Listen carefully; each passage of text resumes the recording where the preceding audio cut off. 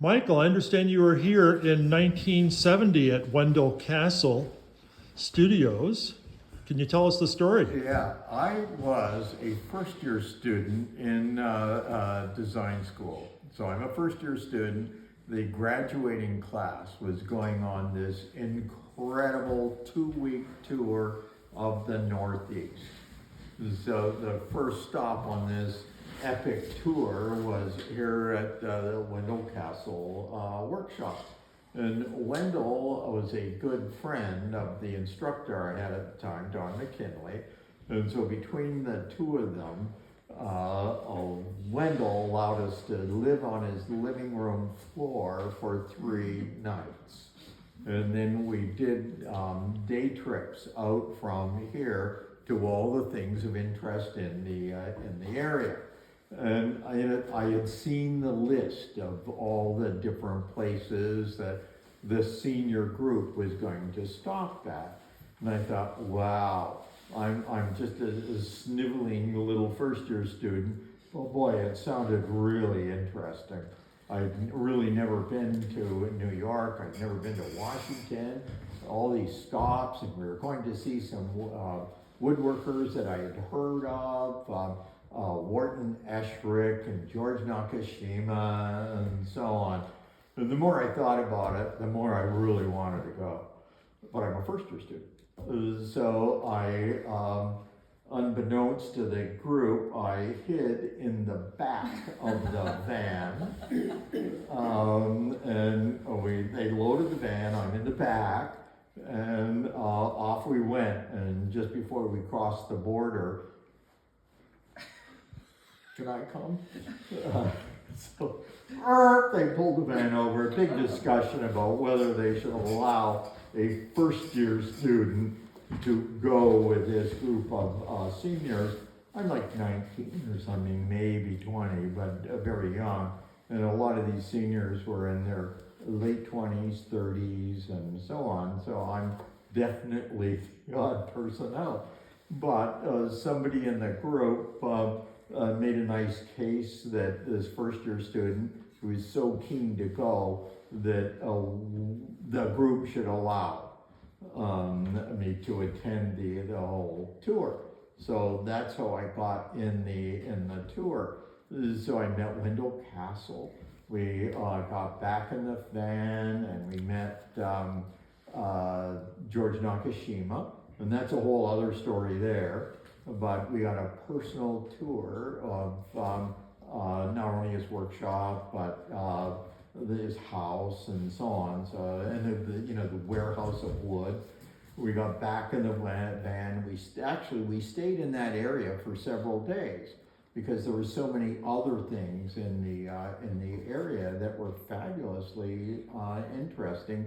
I had never heard of. So we ended up in at Wharton Esherick, and Don McKinley, my instructor, knew Wharton personally. His partner was Miriam. She allowed us to use Wharton's workshop, which at that point was a garage that he had set his workshop up in. He had died at that point. And so I spent my time staying in Wharton's workshop, sleeping under his bandsaw. So, I'm on a piece of foam under his bandsaw, and I have no, basis for anything, but I wonder if a bandsaw, something, like dust would trickle this down on me. And this started my fascination with the machine. We went to Washington and went to the Renwick Gallery, which was the first exhibition of Wendell Castle, Art Carpenter, George Nakashima, and Wharton Esherick. Wharton Esherick. I think it was those four. Four people. And it was an unbelievable exhibition. What an opportunity for a sniveling little first year student to see all that. And then we went to New York, we went to Boston and met, you know, people in that area. It was totally an amazing, eye-opening experience. And then, of course, I mentioned earlier today about the experience I had with Alan Peters, you know, learning what he did and how he conducted his career. Wow, this just seemed like, you know, all the little bits and pieces were all things that just seemed to strike that right chord for where I saw my, where I wanted to go, is what it comes down to. So, you know, after 50 years, I have no regrets. You know, the friends that I grew up with and so on are fabulously wealthy, and nowhere even close to happy as I am. And in fact, you know, if they take up hobbies, you know, some are taking up woodworking, and you know, I get to do what they're doing as a hobby as my way of making a living. So it's been truly a totally fabulous experience from so many perspectives. And I, you know, mentioned traveling to Brazil and teaching all these different things.